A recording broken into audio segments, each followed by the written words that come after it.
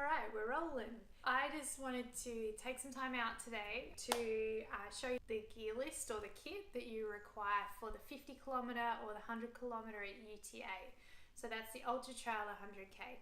And to be honest, most of the gear for this event will be replicated in other events. So if you're wondering, maybe about something for another race, I reckon this is pretty relevant to you too.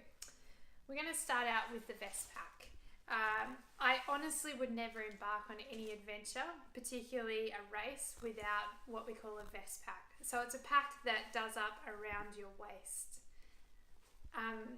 This is the pack that I use for my races, and believe it or not, it's enough space for all the gear for the 50 kilometres at Ultra Trail Australia. So I think any pack above 3 or 4 litres of capacity, so that's how much space you have for your gear, not the fluid, but just for your gear, is about right. And all vest packs have a rating of how much capacity they can hold. For a 100 kilometre race, I don't think you should go out with anything less than 10 litres or 100 litres of capacity. 10, did I say 100? 10 litres or 12 litres capacity for your vest pack. Because if you can't fit everything in under 12 litres, then you've absolutely got way too much stuff and would need to consider how you're packing it and what you're actually carrying. So a vest pack is just something that does up around your middle, and it means you have no waistband around your waist, and that's just a comfort thing. It stops the pack bouncing. Inside my vest pack, I keep everything dry in a dry bag like this. The idea is it rolls down and clips together at the front, and everything is in that. It's also really good for squeezing the air out of your gear and getting it down to a really small size. But there's nothing worse than needing to put on your raincoat or your thermal when it gets cold, say in the evening, and it's damp from sweat from your body. So I would never go out without one of these, and I use the lightest one that I can find that's very waterproof. I like the Cedar Summit one. I don't know if you're getting that, but that's the one I like. The other thing that I use when I pack my gear is Snap-Loc Bags. The reason why I do this is that when you put something in them and you do them up, you can squish the air out of them and get them down to a really small size. So if you're trying to get your stuff to compress right down, then Snap-Loc Bags are great. The other thing is that often in these races they ask you at 30 kilometres in, show me your compass, show me your first aid kit. And if you've got them in clear bags, then you don't have to scrabble through everything and be like, oh, hang on, it's in here somewhere. You just pull it out. It's really easy. So yes, Snap-Loc Bags, super easy. You can also use that for your map bag as well. So you don't need a proper formal map bag. These are really good for phones and maps and any personal provisions as well. In the vest pack, you need to be able to carry up to 2 litres of fluid capacity.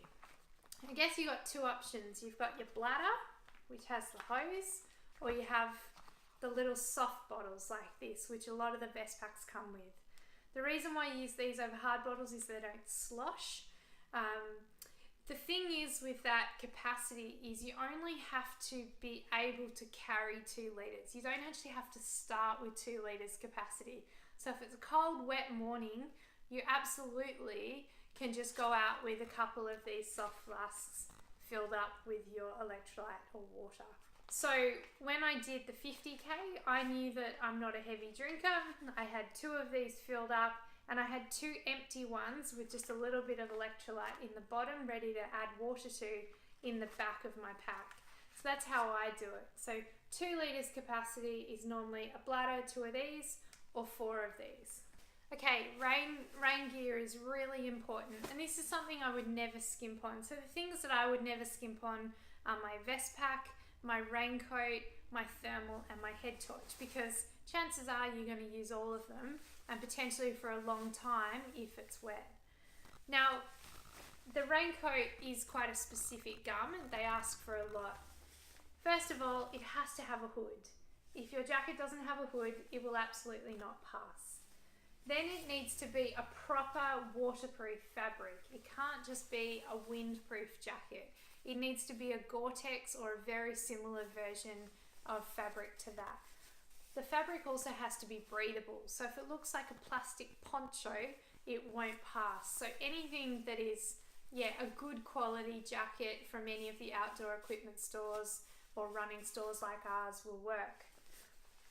The next thing is that when you open the jacket up, all of the seals around all of the spots where they've sewn the fabric or the garment together have to have this really clear taping over them. And I have no idea if you can see that. But all the seams need to have a taping over it. If you can directly see the stitching, then it's not seam sealed and it will not pass, and they do check this, so it's really important that you get a good jacket. The final thing is when you're picking your jacket, make sure it's got enough space in it, because if you're going to be running in it on a cold day or a wet day, chances are you're going to have layers underneath it as well. So if you can't put your thermal and a fleece and then your raincoat over the top, then it's too small and I don't think it will work well for you. The same goes for your rain pants. You've got all different styles. You can go really lightweight like these ones, which are made by the North Face, or you can just get a general pair of rain pants. These are an emergency garment. You will never run in them on race day. So they are only there if something bad happens and you need to be waiting on the track for help. So they don't need to be anything fancy. The compass.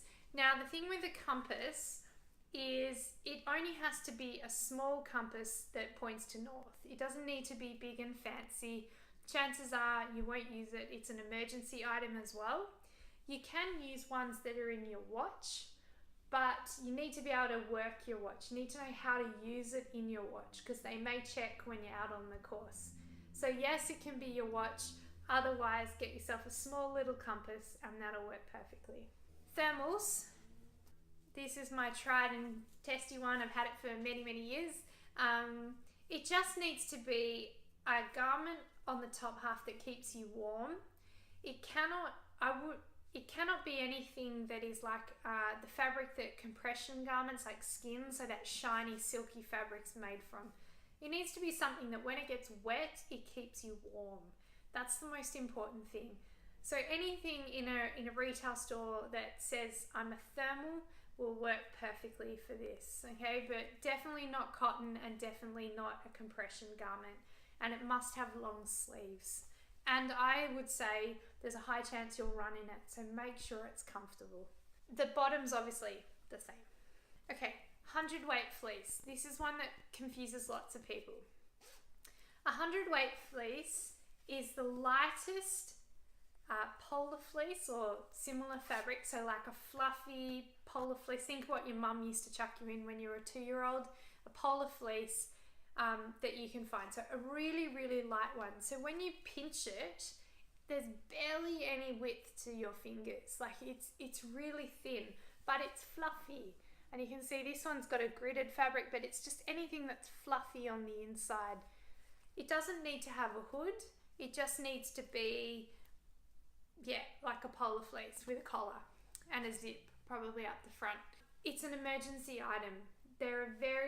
I think it's unlikely that you have to carry this unless it's cold, and that might be at a point, say, the final checkpoint before it gets dark. When you come into it, the organisers will ask you to carry this for one leg. You're never going to start the race with this. So you don't want to get a big, bulky, one with a huge zip up the front. So just something light that is made from polar fleece fabric that you know that you can somehow strap onto your pack if you need to on a night leg, for example. The vest. This is another confusing one. You won't buy this in outdoor stores. You buy this from like a hardware shop, like a Bunnings, or a workwear shop, so anywhere where like council workers can buy their clothing. Now the most important thing is it has this silver reflective taping on it, so it has to be to Australian standards. It can't be like a Brooks glow in the dark, little singlet top. It actually has to be a workwear thing, and it needs to be big enough that you can put it over your vest pack at night. So your vest pack will be underneath this. The idea is that the reflective allows you to glow in the dark when you're on the roads, or if like a safety personnel or a medical personnel has to come in and find you sitting on a track, that when their head torch hits it, it glows back at you. So that's what that one is. Like I say, a head torch, I would never skimp on a head torch. It has to be something that is really comfortable to pop on and really bright when you're running by it. I would say for me, a minimum lumen rating of a head torch would be 200 lumens, which is what this one is now. Some of the running head torches now go up to 700 lumens. So that's just like, it's as bright as car headlights, like it's crazy bright. You know your head torch is good enough if you don't have to slow down to see where you're going on the trail. Like a good head torch, you'll run at the same pace as you were during daylight. So make sure you get a good one. You've tried it, you've used it, and you know that it has good battery life. The backup head torch, they say a small backup head torch. This is where I'd go over and above what they're asking for and get a good backup head torch, because you hear the stories every year of people who have to use it. If you've got some cheap and nasty little handheld torch as your backup and you find yourself halfway through the night needing to use it, you're going to be crawling home towards the finish line. So get a really good one, and again, make sure it's got spare batteries or it's fully charged, ready to go. That's my backup headlight. I don't mind carrying it because if I need it, I'm happy with it. A buff is something some people don't know of. The organisers ask for a buff or a beanie.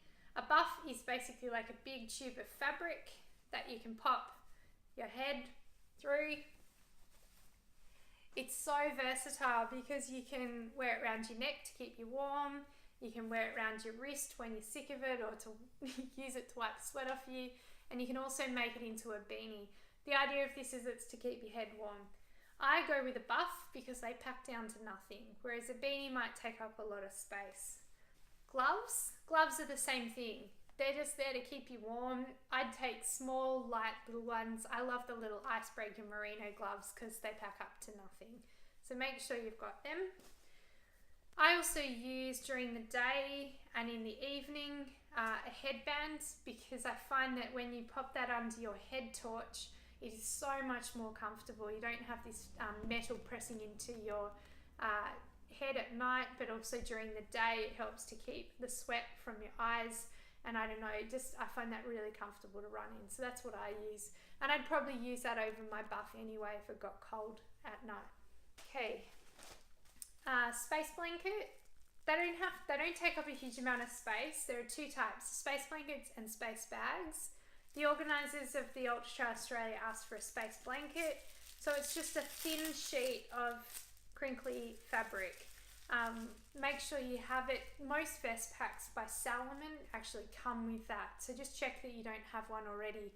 Same with whistles. Most vest packs have the whistle on the vest pack. You can see mine is there and it sits just near my chest. First aid kit must contain a bandage and a few other items. Don't skimp on it. If you need your first aid kit, you need your first aid kit. So I always just make sure I've got everything that I need in there, and I put it in a Snap-Loc bag.